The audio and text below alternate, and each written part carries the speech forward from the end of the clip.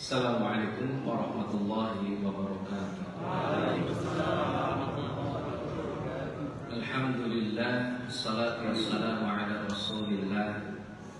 Asyhadu an la ilaha illallah wahdahu la syarika lah, wa asyhadu anna Muhammadan abduhu wa rasuluh alladzi la nabiyya ba'dah. Allahumma shalli ala sayyidina Muhammad wa ala alihi wa ashabihi ajma'in, amma ba'd. Hadirin ikhwati man rahimakumullah, alhamdulillah dengan izin Allah bisa bermuajah. Ini kali pertama kesini. Mudah-mudahan pertemuan ini jadi wasilah keberkahan bagi kita semua. Salawat dan salam semoga dilimpah curahkan kepada Nabiullah Muhammad sallallahu alaihi wasallam beserta para keluarga, sahabat dan segenap umat yang senantiasa itba' kepadanya ila akhiril hayah nanti, mudah-mudahan termasuk kita di dalamnya. Hadirin ikhwati man rahimakumullah, dalam rukun Islam setidaknya kan ada 4 ibadah ya. Di luar syahadat ini ada salat, puasa, zakat, dan haji. Dan alhamdulillah kita sedang berada pada bulan puasa, yakni bulan Ramadan. Jadi kita sedang melaksanakan rukun Islam yang ketiga atau keempat, gitu ya. Hadirin ikhwati rahimakumullah, hampir seluruh ibadah, atau nggak pakai hampir malah, seluruh ibadah baik salat, puasa, zakat, haji itu memiliki 4 aspek. Pasti akan ada 4 aspek. Aspek yang pertama adalah aspek sejarah. Semua ibadah pasti ada nilai sejarahnya. Contoh, hadirin umat imam rahimakumullah, sejak kapan umat manusia melaksanakan sholat? Sejak kapan? Sejak zaman siapa? Kira-kira aja kan? Sejak zaman Nabi Adam. Ada yang tahu nggak sholat Nabi Adam kayak gimana? Setidaknya Al-Quran menyebutkan bahwa definitif sholat itu diucapkan oleh Nabi Ibrahim alaihissalam. Bisa Bapak Ibu cek dalam surah Ibrahim surat ke-14 ayat ke-40, di mana Nabi Ibrahim berdoa. Ini bunyi doanya: Rabbi ja'alni muqimas shalah wa min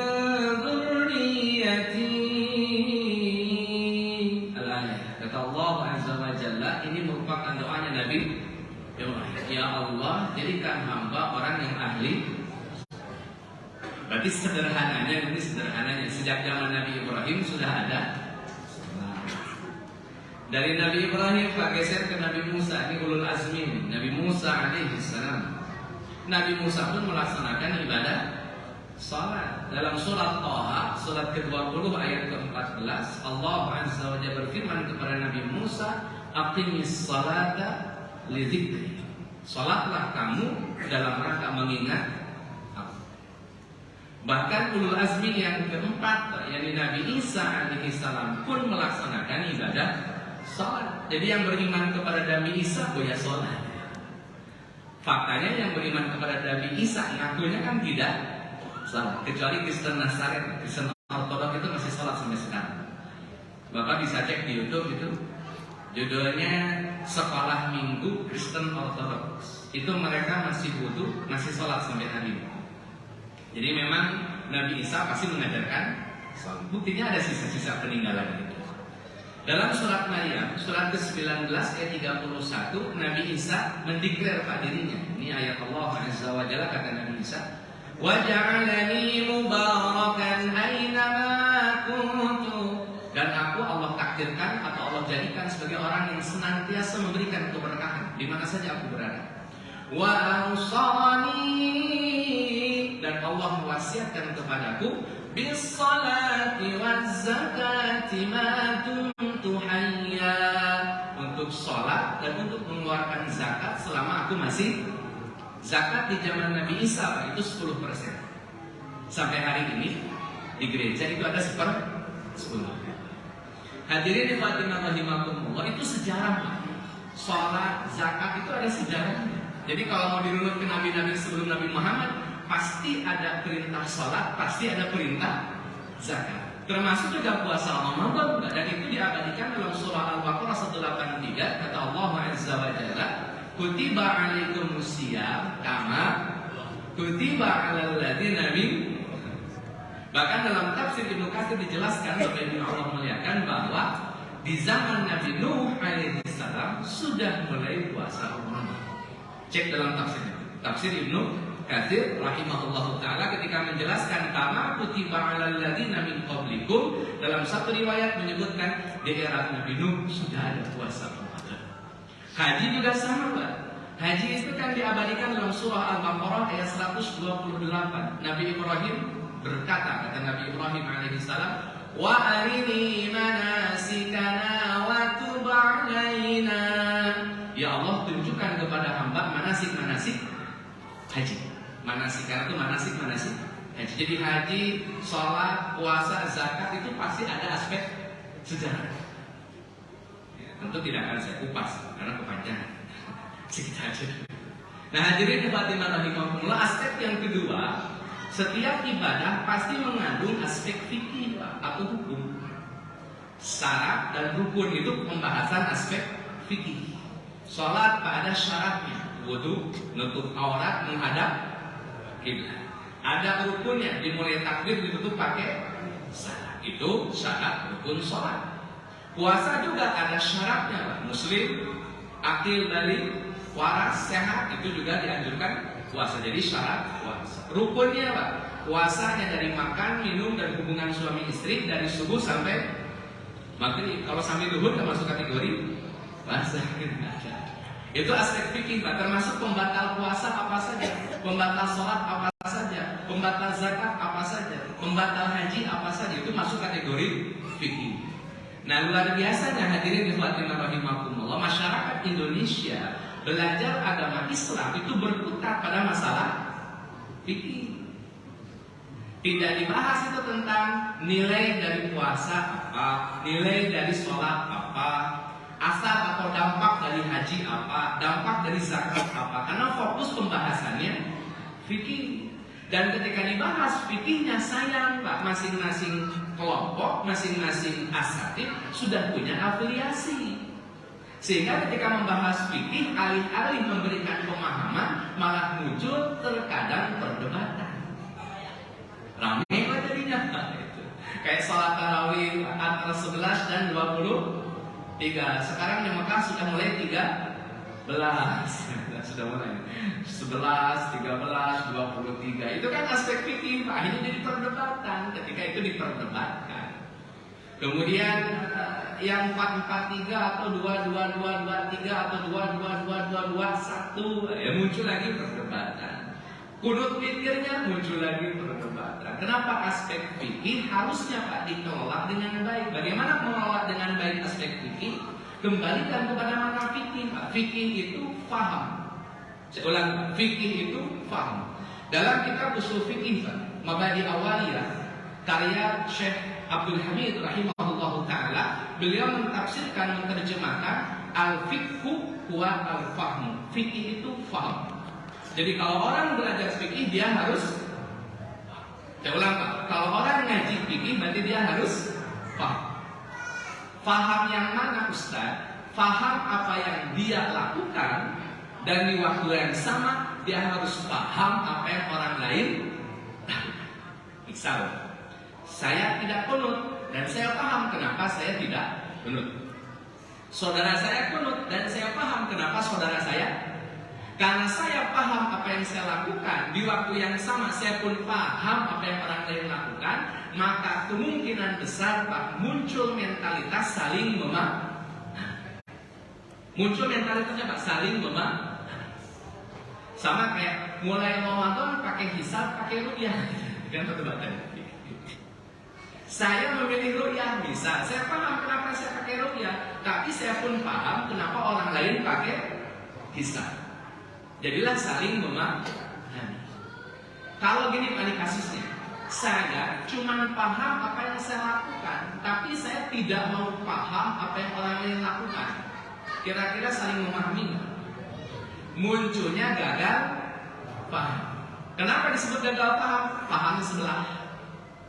Saya doang yang saya pahami, orang lain lakukan saya tidak mau paham. Karena sudah gagal paham, Pak, sangat besar peluangnya salah paham. Nah kalau sudah salah paham, akur, ribut. Nah itu masalahnya. Jadi fikih itu kalau kurang dijaga cara pengajarannya rusak. Fikih itu menuntut paham untuk sampai pada saling memahami. Tidak harus sepaham. Kalau harus sepaham bukan fikih, Pak, doktrin namanya. Itu kalau menuntut harus fikih itu nyuruh paham, bukan harus sepaham. Maka biasakanlah ketika membahas fikih, biasakan punya mental untuk tidak sepaham atau sepakat untuk tidak. Kalau ngaji fikih gitu, Pak. Itu aspek fikih dalam ibadah. Aspek ketiga, Pak, dalam konteks ibadah ada aspek esoterik namanya, atau ruh, atau value, nilainya. Saya tanya nih, kalau sholat kan rukunnya dimulai takbir ditutup pakai salam. Ruh sholatnya apa, Pak? Kira-kira ruh sholat itu apa? Ada yang tahu? Ruhnya sholat. Tuh orang disebut sholat, Pak, ketika ada itunya gitu, Pak. Rukun syarat terpenuhi, sah sholatnya sah. Tapi sholat itu akan berkualitas jika dia punya ruhnya. Apa ruh sholat?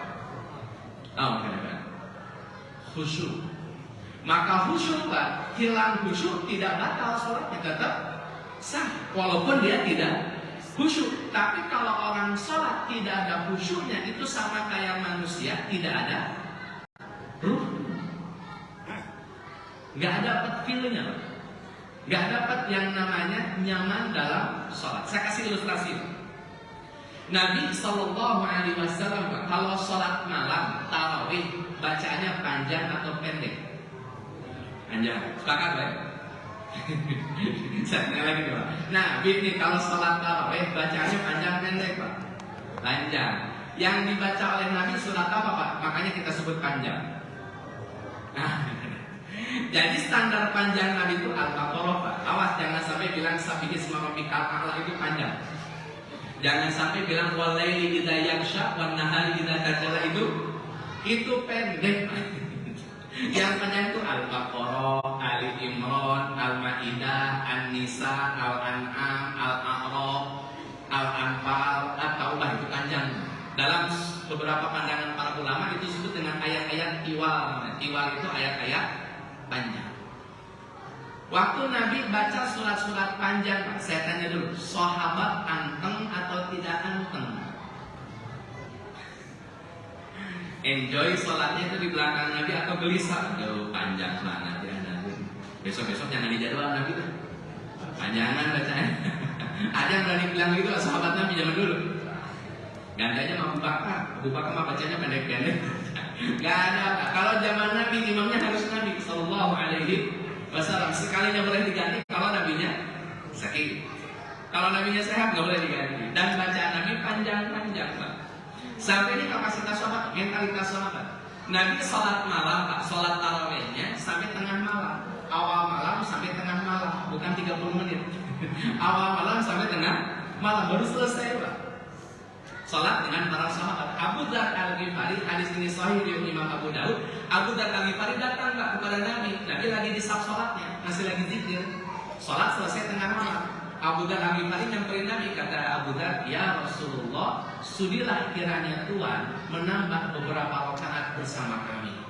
Malam masih panjang, subuh masih lama, sudilah kiranya Tuhan nambah beberapa rakaat lagi. Kira-kira di sini ada yang berani bilang begitu, Pak?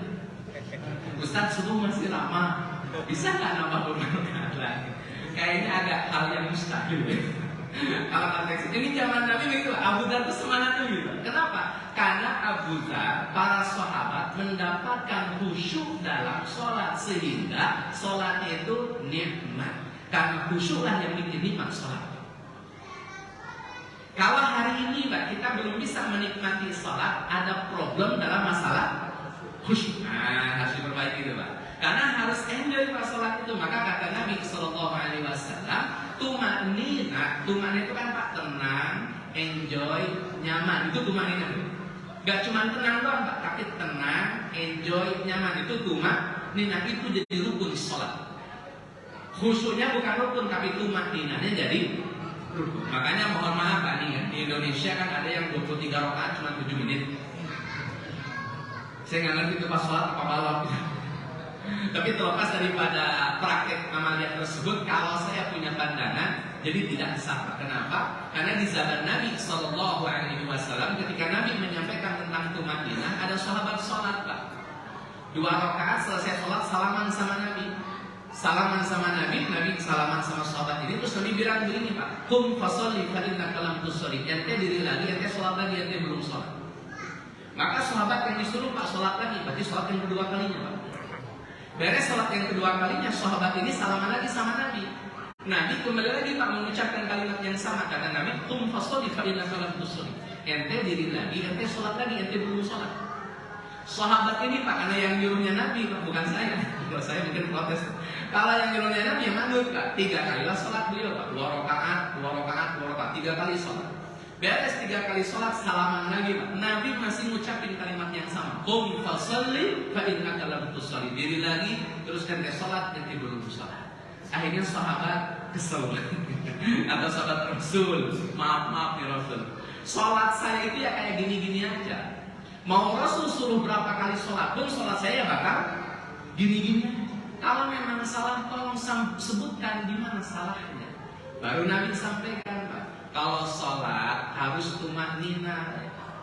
Farkamu hatta tatma'inna roki'an, hatta tatma'inna sujudan, hatta tatma'inna julusan. Harus itu tumanina jadi rukun sholat.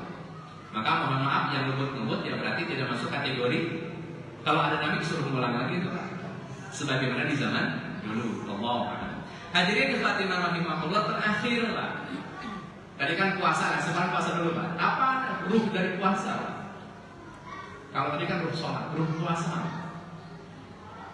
kira-kira masa sholat dari puasa khusyuk juga? Yang lain Pak. Saya jelasin Pak. Ruh sholat itu self control, pengendalian diri. Bapak diajarin oleh Nabi, diajarin oleh Allah puasa supaya punya kemampuan nahan, supaya punya kemampuan mengendalikan diri. Saya kasih contoh. Kata Nabi Sallallahu Alaihi Wasallam, wa in sabaka rajulun jahil. Jika ada pemuda jahil ganggu kita, kita lagi puasa nih, diganggu sama orang jahil, diganggu sama orang yang provokator lah, itu digangguin gitu kita, dibully, maka kita harus jawab apa jawabannya Pak? Ini sorry. Lawan jangan. Kita disuruh bilang sama Nabi ini sorry, berarti nyuruh lawan, nyuruh diem. Jangan diterusin. Ntar aja Bang, bismillah maghrib Bang, buka puasa dulu gitu.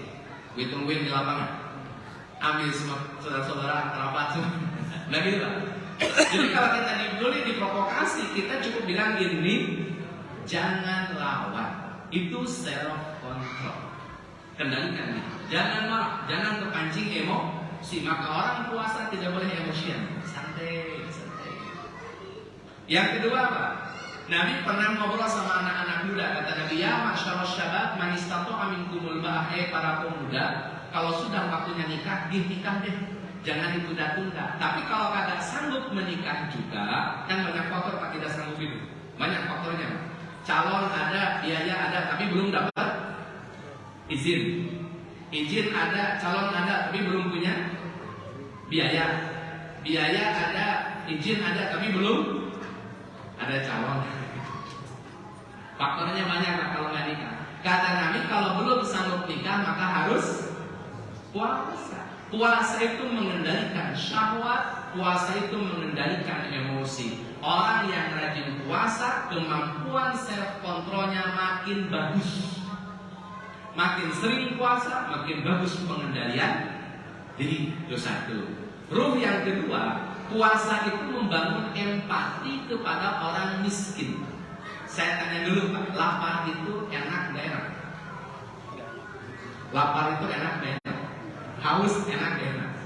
Lapar Pak, dalam bahasa Al-Baqarah 155 disebut musibah. وَلَنَبْلُوَنَّكُمْ بِشَيْءٍ مِّنَ الْخَوْفِ وَالْجُوعِ. Dan Allah Azza wa Jalla akan menguji kalian dengan takut dan juga lapar. Jadi lapar itu musibah. Saya ulang, lapar itu musibah. Hadirin ikhwati rahimakumullah, kita Pak kaum muslimin ini, kita puasa atau berlapar-lapar itu ketika puasa Ramadan saja, atau kita berlapar-lapar karena memang momennya sedang puasa saja. Tapi bisa jadi Pak, ada tetangga kita, kerabat kita, saudara kita yang lapar tidak hanya menunggu Ramadan. Artinya mereka lapar tiap hari. Dan kita dituntut untuk empati kepada mereka yang kelaparan. PBB Pak punya 17 pilar. Nomor satunya not hungry, tidak boleh ada orang lapar. Bappenas Pak dengan SDGs yang Sustainable Development Goal, nomor satunya tidak boleh ada orang lapar. Maka Nabi menjalankan program itu sudah sejak lama, di mana satu kota Madinah tidak boleh ada orang lapar. Tidak boleh. Kalau Bapak puasa, rajin puasanya, tapi masih membiarkan tetangga, kerabat, saudara, masyarakat yang kelaparan, puasa kita dipertanyakan. Karena tidak menghasilkan ruh dalam puasa, yakni empati kepada orang yang lapar. Sebagai penutup, hadirin ikhwati rahimakumullah. Selesai Ramadan Pak, kita disuruh apa Pak? Zakat Pak. Nah ini saya koreksi Pak ya, ini perlu saya sampaikan. Zakat fitri. Kalau zakat fitrah Pak, Bapak harus konsekuen. Kalau bilang zakat fitrah, berarti idulnya idul fitrah. Nah ada idul fitrah. Kalau zakat fitri, idulnya idul. Nah pas kan Pak ya. Tapi ya di Indonesia memang susah diluruskan. Tapi nggak apa-apa, intinya kan kata orang-orang, udah jadi aja kan, zakat fitri ke zakat fitrah kayak ini sama-sama paham. Udah selesai. Tapi yang paling betul adalah zakat fitri. Saya tanya dulu Pak, zakat fitri sah disebut zakat kalau dibagikan kepada mustahik kapan? Sebelum mustahik keluar dari rumahnya menuju sholat Id. Kalau dibagikan setelah mustahik keluar sholat Id Pak, maka tidak disebut sebagai zakat, hanya sedekah biasa. Kenapa Pak kira-kira? Kira-kira kenapa? Saya perjelas Pak. Zakat fitri adalah zakat makanan. Idul Fitri adalah hari raya makan-makan. Maka di hari itu tidak boleh ada orang yang lapar. Titik. Maka Nabi setting Pak, Idul Fitri atau Idul Adha yang harus makan dulu. Idul Fitri. Kalau orang miskin gak punya makanan Pak, dari mana dia makan? Nungguin zakat. Maka zakat harus sampai kepada mustahik sebelum mereka keluar sholat Id, supaya apa? Mereka bisa makan dulu. Terakhir, Idul Fitri atau Idul Adha yang sholat Idnya agak siangan dikit. Idul Fitri. Kenapa Idul Fitri agak siangan dikit? Karena makan. Serapi itu Pak Nabi atur. Jangan sampai ada orang ketika sholat Id perutnya lapar. Pastikan makan dulu. Bagaimana caranya kalau nggak punya makanan, nggak punya duit? Bagiin zakat fitri sebelum mereka keluar sholat Id. Biar mereka makan dulu. Karena Nabi paham Pak, orang makan butuh waktu, maka sholat Idnya disiangkan dibanding sholat Idul Adha. Dalam penjelasan hadis, Idul Adha tinggi mataharinya 1 tombak, Idul Fitri tinggi mataharinya 2 tombak. Di Indonesia Pak, mau Idul Fitri, mau Idul Adha tetap aja jam 7. Allah malam. Nah hadirin rahimakumullah, maka ruh dari puasa satu pengenalan diri dan empati kepada sesama muslim, terutama mereka yang miskin. Jangan sampai di hari raya Idul Fitri ada rumah yang kelaparan atau ada rumah yang tidak punya makanan. Tanggung jawab kita semua. Allahu a'lam bishawab. Sekian yang bisa disampaikan. Mohon maaf atas segala kekurangan. Assalamualaikum warahmatullahi wabarakatuh.